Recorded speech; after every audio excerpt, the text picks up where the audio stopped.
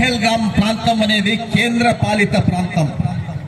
పహల్గాం అనే ప్రాంతం కేంద్ర పాలిత ప్రాంతం. ఇది మొత్తం కేంద్ర ప్రభుత్వంలోనే హోంమంత్రిత్వ శాఖ, హోంమంత్రి అమిత్ షా కంట్రోల్లో ఉంటుంది. ఈ పహల్గాం ప్రాంతంలో మూడంచెల భద్రతా వ్యవస్థ ఉంటుంది. మూడంచెల భద్రతా వ్యవస్థ నిరంతరం కొనసాగుతుంది. ఈ విధమైన కట్టుదిట్టమైన మూడంచెల భద్రతను కూడా ఛేదించి ఉగ్ర మూకలు దాడి చేశారంటే బాధ్యులు ఎవరు, ఉగ్ర కోణమా కుట్ర కోణమా అనేది జ్యుడిషియల్ ఎంక్వైరీ ద్వారా మాత్రమే తెలుస్తుంది.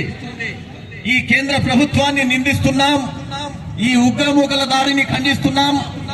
పాకిస్తాన్ దేశంపై చర్యలు తీసుకోవాలి, పాకిస్తాన్ ప్రభుత్వంపై కూడా చర్యలు తీసుకోవాలి. ఉగ్రమూకలను బహిరంగంగా ఉరిశిక్ష విధించాలి.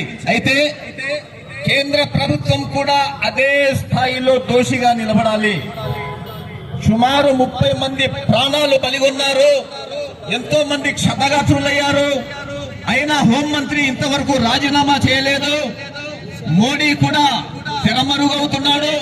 దీన్ని కాంగ్రెస్ పార్టీ తీవ్రంగా ఖండిస్తుంది. యావత్ ప్రపంచం, మానవ జాతి ఈ ఘోరగలిపై, ఈ దాడిపై బాధపడుతుంటే మన ప్రధానమంత్రి మోడీ బీహార్ ఎన్నికల ర్యాలీలో పాల్గొనడానికి వెళ్ళాడు. ఇది చాలా బాధాకరం. కాబట్టి హిందూ ముస్లింలంటూ వాళ్ళు చేస్తున్న విభజనను మనము తిప్పికొట్టాలి. మానవతయే గొప్ప వాదం. కాబట్టి భిన్నత్వంలో ఏకత్వం మన భారత ప్రజలు అనేది చాటి చెప్పాలి. కాబట్టి ఉగ్రమూకలు ఎంత బాధ్యత వహించాలో, వారి మీద చర్య తీసుకోవాలో కేంద్ర ప్రభుత్వం కూడా అదే స్థాయిలో దోషిగా నిలబడాలి. కాబట్టి మనమంతా ఇలాంటి ర్యాలీలు నిర్వహించే వారిని ఇంకా బలపరచాలి, ముందుకు తీసుకువెళ్లాలని ఈ అవకాశం ఇచ్చిన పెద్దలకు కృతజ్ఞతలు తెలియజేస్తున్నాను.